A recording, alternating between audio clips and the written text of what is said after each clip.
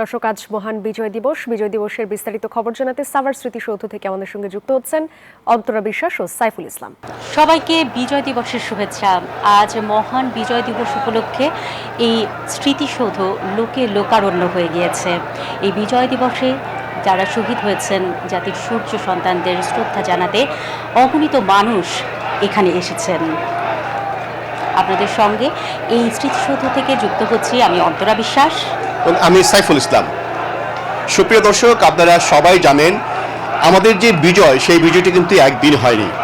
1952 সালের ভাষা আন্দোলন, 54-এর যুক্তফ্রন্ট নির্বাচন, 62-র শিক্ষা আন্দোলন, 66-র 6 দফা, 69-এর গণ অভ্যুত্থান এবং 71-এর নির্বাচন এবং মহান মুক্তিযুদ্ধের সিঁড়ি বেয়েই কিন্তু আমরা পেয়েছি লাল সবুজের পতাকা, জাতি হয়েছে মুক্ত। এবং আমরা যে নতুন বাংলাদেশ পেয়েছি 2024 সালের গণ অভ্যুত্থানের মাধ্যমে, এই দুটো মিলেই কিন্তু আমরা আগামী দিনে বাংলাদেশকে এমন একটি জায়গায় নিতে চাই যে বাংলাদেশে প্রত্যেকেই তার মত প্রকাশের স্বাধীনতা পাবে এবং প্রত্যেকেই স্বাধীনতার প্রকৃত স্বাদ পাবে। প্রিয় দর্শক, আমাদের নিউজ 24-এর বিশেষ আয়োজন বাংলাদেশের বিজয় অনুষ্ঠানে আপনাদের সবাইকে স্বাগত। একসময় এই বাংলাদেশকে মার্কিন পররাষ্ট্রমন্ত্রী হেনরি কিসিঞ্জার তিনি বলেছিলেন যে একেবারে তলাবিহীন ঝুড়ি, সেই যে তলাবিহীন ঝুড়ি থেকে বাংলাদেশ এই 55 বছরে হাঁটি হাঁটি পা পা করে এত দূর এগিয়েছে, এটা নিয়েই আসলে আমাদের গৌরবে বুক ভরে যাওয়ার কথা। এবং যখন আমরা এই বিজয় দিবসে কিংবা স্বাধীনতা দিবসে অগণিত মানুষকে দেখি গর্ব ভরে লাল পতাকা হাতে নিয়ে লাল সবুজ পোশাক পরে এই জায়গাটিতে আসেন, তখন আসলে আমাদের মনে পড়ে যে এই জাতিকে একটি অসাধারণ দেশ উপহার দিতে যারা উৎসর্গ করেছিলেন তাদেরকে শ্রদ্ধা জানানো কতখানি প্রয়োজন। তাদের জন্যেই আজ আমরা নিজের পায়ে দাঁড়াতে শিখেছি, পেয়েছি একটি লাল সবুজ পতাকা, পেয়েছি একটি মানচিত্র। এবং আমাদের এই যে লাল সবুজের পতাকা, সেটি কিন্তু এমনিতেই হয়নি। অনেক রক্তের বিনিময়ে, বলা যায় 1 সাগর রক্তের বিনিময়ে 30 লাখ শহীদ এবং 2 লাখ মা বোনের সম্ভ্রমের বিনিময়ে আমরা পেয়েছি এই লাল সবুজ পতাকা। এবং এই পতাকার যে অর্জন, সেই অর্জনটি কিন্তু আমাদের শুধু এই বাংলাদেশ নয়, পুরো বিশ্ববাসী আমাদেরকে স্বীকৃতি দিয়েছে। এবং বাংলাদেশের মানুষ অত্যন্ত মর্যাদার সাথে, অত্যন্ত গৌরবের সাথে কিন্তু এই মহান বিজয় দিবসকে উদযাপন করে থাকে। এবং প্রতি বছরের মতোই এবছরও কিন্তু হাজার হাজার মানুষ সকাল থেকেই এই সাভারের জাতীয় স্মৃতিসৌধে এসে শহীদদের বেদিতে শ্রদ্ধা নিবেদন করছেন। এবং প্রত্যেকের একটি প্রত্যাশা, মহান বিজয় দিবসের এই প্রাক্কালে বাংলাদেশ যেন এই মুক্তিযুদ্ধের চেতনাকে ধারণ করতে পারে এবং মুক্তিযুদ্ধের যে চেতনা, অন্যতম চেতনা ছিল সেই গণতন্ত্র যাতে আবারও বাংলাদেশে প্রতিষ্ঠিত হয়। এবং প্রতিবারে যখন বাংলাদেশের গণতন্ত্র ব্যাহত হয়েছিল, বাংলাদেশ কিন্তু পিছিয়ে পড়েছিল।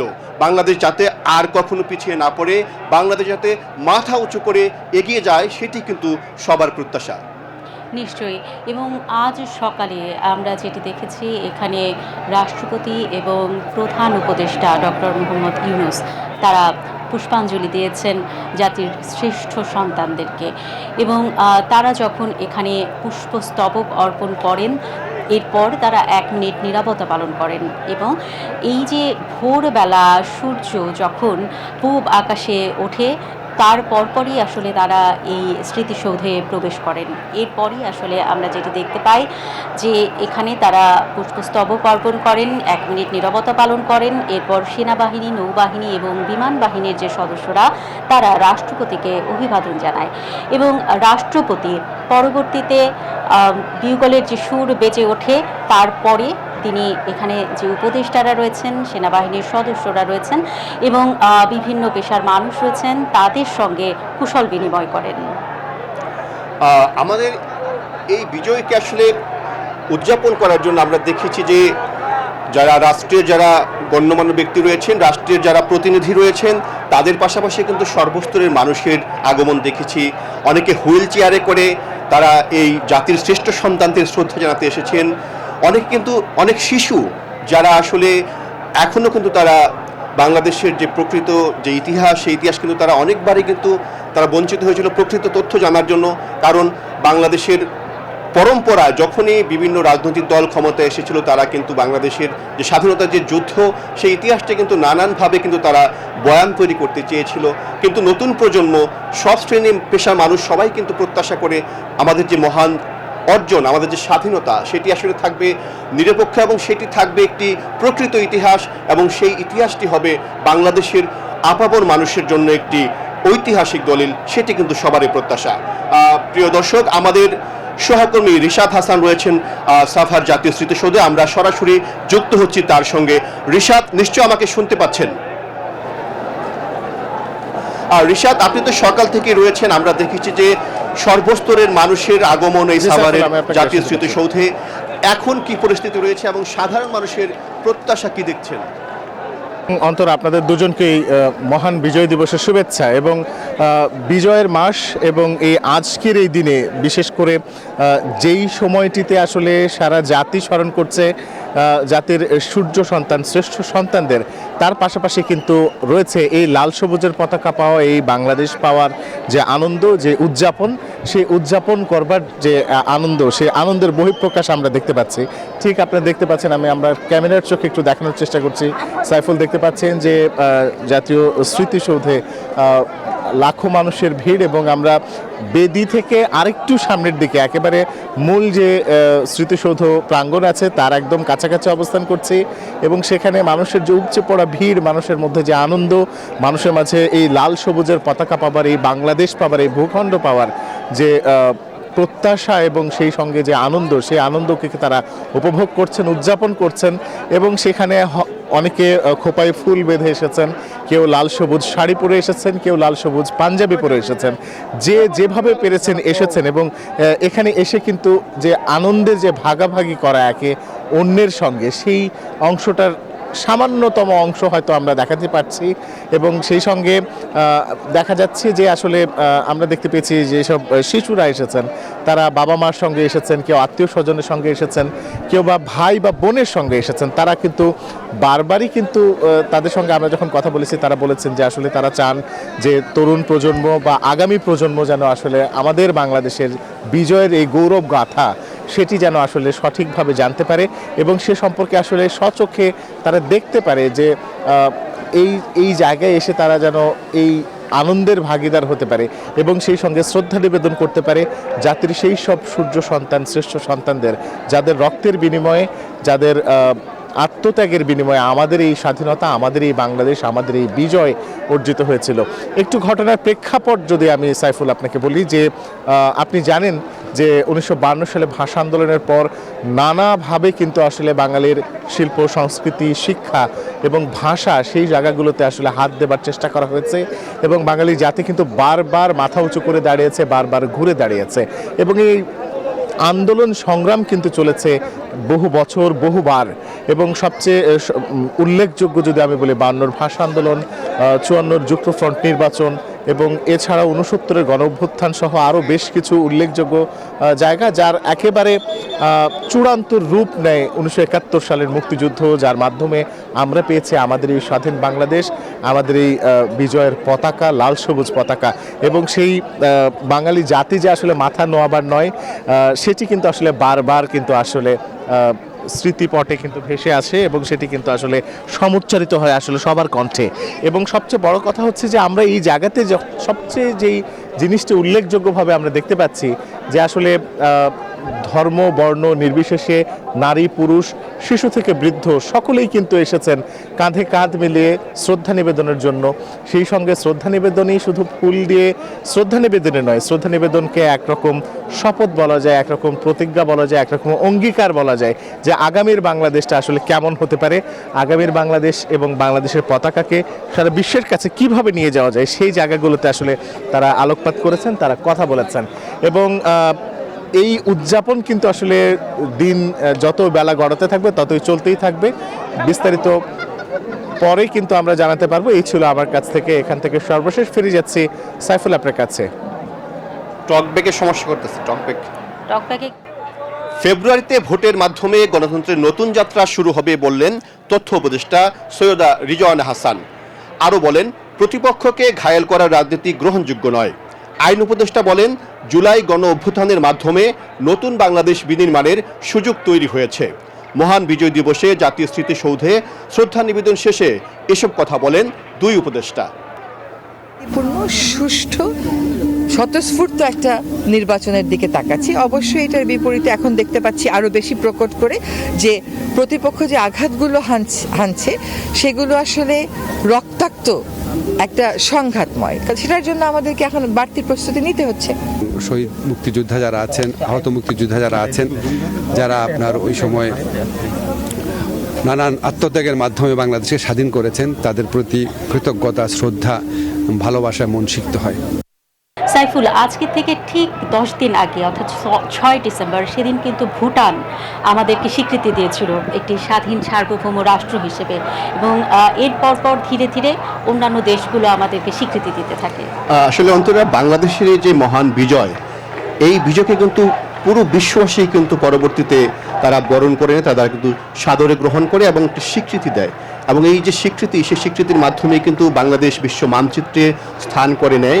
শুধু সেই স্থান করে নেয়নি, বাংলাদেশ কিন্তু ক্রমেই কিন্তু এই 54 বছরে বাংলাদেশ অনেকটি পথ পাড়ি দিয়েছে এবং বাংলাদেশ এখন বিশ্বের দরবারে মাথা উঁচু করে দাঁড়িয়েছে। এবং বাংলাদেশের যে এই যে জনযুদ্ধ, যে মুক্তিযুদ্ধ, সেটি কিন্তু একটি অবিস্মরণীয় যুদ্ধ। কারণ এই যুদ্ধে কিন্তু বাংলাদেশের শুধু যারা তৎকালীন সেনাবাহিনী, তারা ছাড়াও কিন্তু প্রত্যেকটি স্তরের মানুষ কিন্তু অংশ নিয়েছিল। সেই আবাল বৃদ্ধ জনতা এবং তখনকার যারা শিশু ছিল, অনেক শিশুও কিন্তু মুক্তিযুদ্ধে অংশ নিয়েছে। পৃথিবীর ইতিহাসে কিন্তু এটি একটি বিরল ঘটনা যে নিরস্ত্র বাঙালি তারা কিন্তু তাদের দেশমাতৃকাকে রক্ষা করার জন্য তারা তখন অস্ত্র হাতে নিয়েছিল। অনেকের প্রশিক্ষণও ছিল না, কিন্তু ছিল দৃঢ় মনোবল, তাদের ছিল দৃঢ় প্রতিজ্ঞা যে আমাদের বাংলাদেশকে মুক্ত করতে হবে, দেশকে স্বাধীন করতে হবে। সেই থেকেই কিন্তু আসলে আমরা একটি বিশ্ব দরবারে একটি অন্যরকম যে একটি আমাদের যে ভাবমূর্তি, যে আমাদের যে ইমেজ, সেটি কিন্তু রয়েছে। কারণ বাংলাদেশ কখনো হারে না, বাংলাদেশ কখনো হারতে পারে না। একদমই না। এবং সেই যে না হারার যে প্রত্যয় নিয়ে তারা মাঠে নেমেছিল, জনযুদ্ধ করেছিল, সেটি ছিল বাংলাদেশের প্রতিটি জেলায়। কিছুক্ষণ আগে আমরা চট্টগ্রামের কথা যেরকম শুনলাম, সেখানে যেমন সবাই বিজয় আনন্দে মেতে উঠেছেন, ঠিক একইভাবে বাংলাদেশের প্রতিটা জেলাতেই আসলে এরকম বিজয় আনন্দ চলছে। সাইফুল, ঠিক তেমনই আমরা এখন একটু রাজশাহীতে যুক্ত হতে চাই।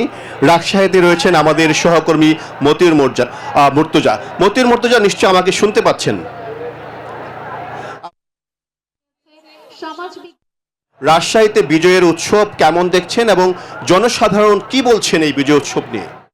মর্যাদায় মহান বিজয় দিবস উদযাপন করা হচ্ছে এবং দিবসটি উপলক্ষে বিশ্ববিদ্যালয় প্রশাসন সকাল 7টায় রাজশাহী বিশ্ববিদ্যালয় কেন্দ্রীয় শহীদ মিনারে পুষ্পস্তবক অর্পণ করে। এরপর একে একে বিভিন্ন বিভাগ, বিভিন্ন ইনস্টিটিউট, আবাসিক হলের শিক্ষার্থীরা পুষ্পস্তবক অর্পণ করা শুরু করে। আমরা শিক্ষার্থীদের সঙ্গে কথা বলেছি, তারা বলছেন যে মহান মুক্তিযুদ্ধে আত্মত্যাগকারী যারা শহীদ হয়েছেন তাদের রক্তের যে ঋণ, সেই ঋণ শোধ করতে, তাদের প্রতি শ্রদ্ধা জানাতে তারা শহীদ মিনারে পুষ্পস্তবক অর্পণ করছেন এবং তাদের আদর্শ চেতনা দেশ গড়তে তারা বদ্ধপরিকর। তারা এই বিজয় দিবসের শপথ নিচ্ছেন যেন একটি সুখী, সমৃদ্ধ, উন্নত, বৈষম্যহীন গণতান্ত্রিক বাংলাদেশ প্রতিষ্ঠিত হয়, যে বাংলাদেশে সবাই সুখে শান্তিতে বসবাস করবে। আর রাজশাহী বিশ্ববিদ্যালয়ে দিনব্যাপী নানা আয়োজন রয়েছে।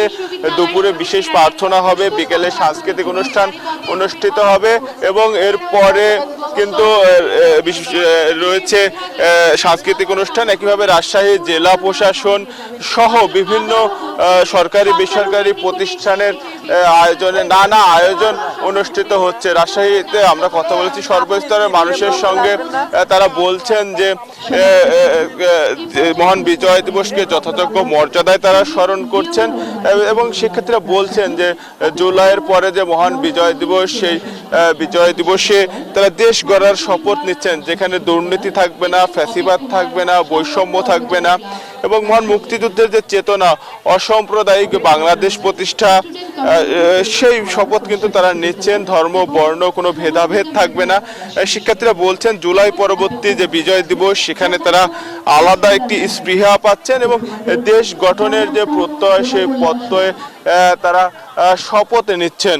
রাজশাহী বিশ্ববিদ্যালয়ে সকাল থেকে শিক্ষার্থী, শিক্ষক, কর্মকর্তা, কর্মচারীরা পুষ্পস্তবক অর্পণ করছেন।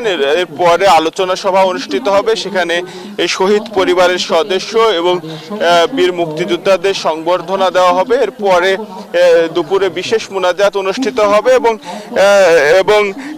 এবং বিকেলে কিন্তু সাংস্কৃতিক অনুষ্ঠান অনুষ্ঠিত হবে। সেখানে মুক্তিযুদ্ধ ভিত্তিক নাটক, কবিতা এবং গানের আয়োজন থাকবে। এই ছিল রাজশাহী বিশ্ববিদ্যালয় থেকে সর্বশেষ। সাইফুল।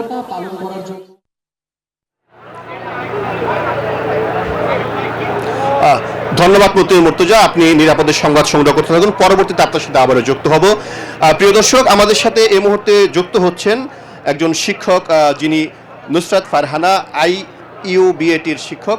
তা আমরা আপনার সাথে একটু কথা বলতে চাই। সেটি হচ্ছে আজকে যে মহান বিজয় দিবস, আমরা সকাল থেকে দেখেছি যে নানা শ্রেণী পেশার মানুষ এসেছে, ছাত্র এসেছে, শিক্ষক এসেছে, বুদ্ধিজীবী এসেছে, সরকারি কর্মকর্তারা এসেছে।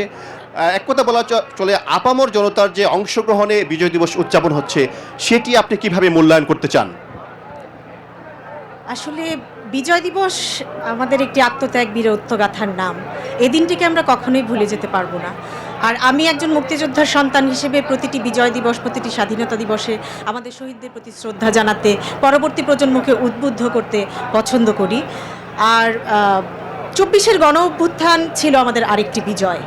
এই গণ অভ্যুত্থানের মাধ্যমে আমরা আসলে 71-কেও স্মরণ করতে চাই।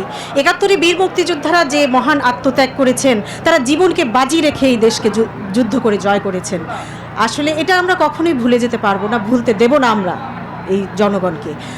আর একজন শিক্ষক হিসেবে আমি পরবর্তী প্রজন্মকে সবসময় উদ্বুদ্ধ করতে চাই। গত 10 বছর আগে আমি বিদেশে পড়ালেখা শেষ করে ফেরতই এসেছিলাম। বর্তমান শিক্ষার্থীদের উদ্বুদ্ধ করব যে তোমরা এই দেশে থাকো, এই দেশ ত্যাগ করবে না। এই দেশটাকে পরিবর্তন করার অঙ্গীকারের মাধ্যমে এই দেশটাকে বিনির্মাণ করার দায়িত্ব তোমাদের, আমাদের, আপামর জনগণের।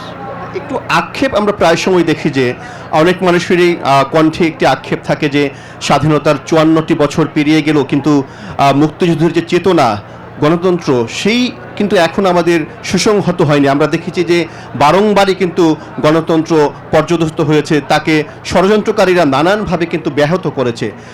আগামীতে নির্বাচন অনুষ্ঠিত হবে ফেব্রুয়ারিতে। সেই নির্বাচন নিয়ে আপনার প্রত্যাশা কি, এবং গণতান্ত্রিক উত্তরণে সেই নির্বাচনটি কতটা ভূমিকা রাখবে? আসলে নির্বাচনের অনেক দিন পর, গত 15 বছর পর, আমরা ফ্যাসিস্ট সরকারের আমল থেকে আলাদা হওয়ার পর আমরা নতুন একটি নির্বাচন পাচ্ছি। এই নির্বাচনের মাধ্যমে আমাদের ভোটাধিকার অবশ্যই প্রয়োগ করতে হবে। আমাদের বাক স্বাধীনতা যেন ফিরে আসে, আমরা যা চাই, আমাদের মনে যা আছে, সেগুলো যেন অবশ্যই আমরা প্রকাশ করতে পারি। প্রত্যেককে ভোট কেন্দ্রে যেতে হবে। এই ভোট আগের ভোটের মতো আশা করি হবে না, অবশ্যই সুষ্ঠু একটি ভোট হবে। আমরা নিজেদের মনে যা আছে, আমাদের যা চাহিদা আছে, আমরা দেশকে যেভাবে গড়ে তুলতে চাই, সেটার প্রতিফলনই হয়তো আমরা এই ভোটের মাধ্যমে পাবো। অসংখ্য ধন্যবাদ নুসরাত ফারহানা। প্রিয় দর্শক, এই পর্যায়ে আমাদের সহকর্মী অন্তরা বিশ্বাসের কাছে ফিরে যেতে চাই। সাইফুল, আসলে বীর মুক্তিযোদ্ধার সন্তানের সঙ্গে আপনি এতক্ষণ কথা বলছিলেন। আসলে আমরা দেখেছি যে 14ই ডিসেম্বর, আজ থেকে মাত্র 2 দিন আগে, শহীদ বুদ্ধিজীবী দিবসে অনেক বুদ্ধিজীবীর যে স্বজন, তারা আসলে কথা বলেছেন। তো তারা আসলে দেশটাকে যেমনভাবে আসলে দেখেছিলেন, এই যে মুক্তিযোদ্ধার সন্তান, তিনি আসলে ঠিক একইভাবেই দেশটাকে দেখতে চান। আসলে বাংলাদেশে এখন যে আপামর জনসাধারণ রয়েছেন, তারা সবাই আসলে দেখতে চান এই বাংলাদেশকে একটি নতুন রূপে, বাংলাদেশ যেন সেই স্বপ্নের বাংলাদেশে পরিণত হয়, সেটি আসলে আমাদের সকলের প্রত্যাশা। বিশেষ করে শহীদ পরিবারের যারা সদস্য রয়েছেন, তাদের সবারই আসলে চাওয়া যে তাদের স্বজনেরা যে বাংলাদেশ চেয়েছিলেন, যে বৈষম্যহীন, দুর্নীতি মুক্ত একটি শ্রেণী বিন্যাস থাকা অবস্থায় যারা রয়েছেন, বিভিন্ন শ্রেণী পেশার মানুষ যারা রয়েছেন, তাদের মধ্যে যেন কোনো ভেদাভেদ না থাকে, সেরকম একটি বাংলাদেশ যে তারা চেয়েছিলেন, সেই বাংলাদেশ যেন তারা দেখতে পান, সেটি আসলে এই মুহূর্তে বাংলাদেশের সকল মানুষের প্রত্যাশা। এই মুহূর্তে আমরা আবার ফিরে যেতে চাই স্টুডিওতে।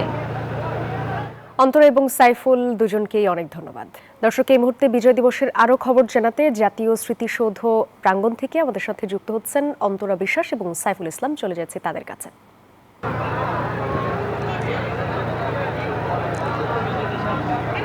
সুপ্রিয় দর্শক, আপনাদের সবাইকে আবারও স্বাগত জানাচ্ছি মহান বিজয় দিবস উপলক্ষে নিউজ 24 এর বিশেষ আয়োজন বাংলাদেশের বিজয় অনুষ্ঠানে।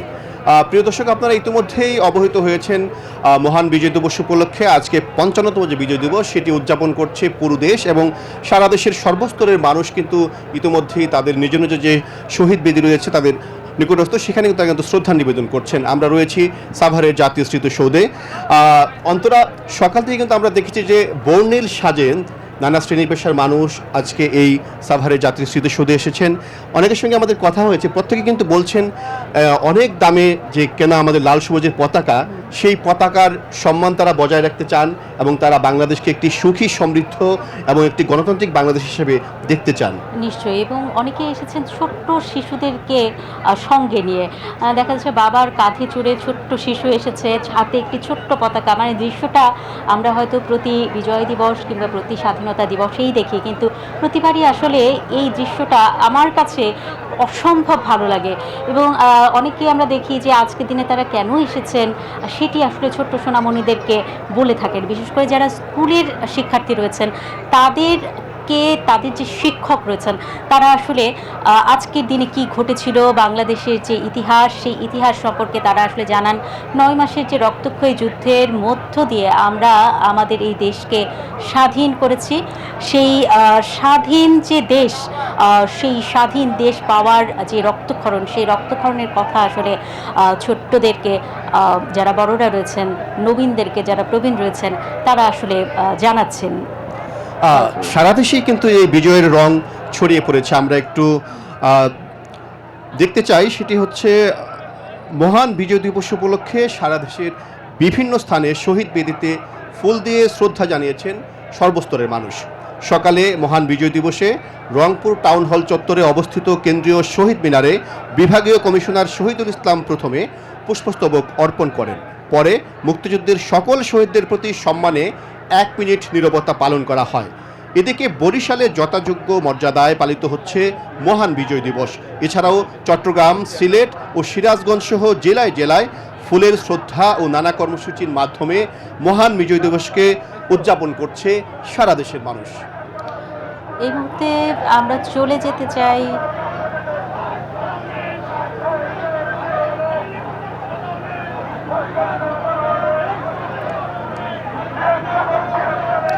দেশের 64 জেলায় এই বিজয় দিবস পালিত হচ্ছে এবং এক এক জেলায় রয়েছে এক এক ধরনের ঘটনা। কারণ 9 মাস ধরে দেশের প্রতিটি অঞ্চলেই মুক্তিযোদ্ধারা যুদ্ধ করেছেন, কখনো গেরিলা যুদ্ধ করেছেন, কখনো যারা সেনা সদস্য ছিলেন, বাঙালি সেনা সদস্য, তারা অস্ত্র হাতে ঘায়েল করেছেন পাক বাহিনীকে। ঠিক একইভাবে বরিশালেও আসলে এরকম মুক্তিযোদ্ধাদের অনেক ধরনের ঘটনা রয়েছে। সেই যে মুক্তিযোদ্ধারা তারাও আজকে ফুল দিতে এসেছেন দেশের বিভিন্ন প্রান্তে। এবারে আমরা চলে যেতে চাই বরিশালে, সেখানে রয়েছেন আমাদের সহকর্মী সাইফুল। আমাদেরকে জানাবেন সাইফুল যে সেখানে বরিশালে মুক্তিযোদ্ধারা এসেছেন কিনা, বা একেবারে সাধারণ মানুষ তাদের কাছে এবারের বিজয় দিবসটা একটু ভিন্ন মনে হচ্ছে কিনা।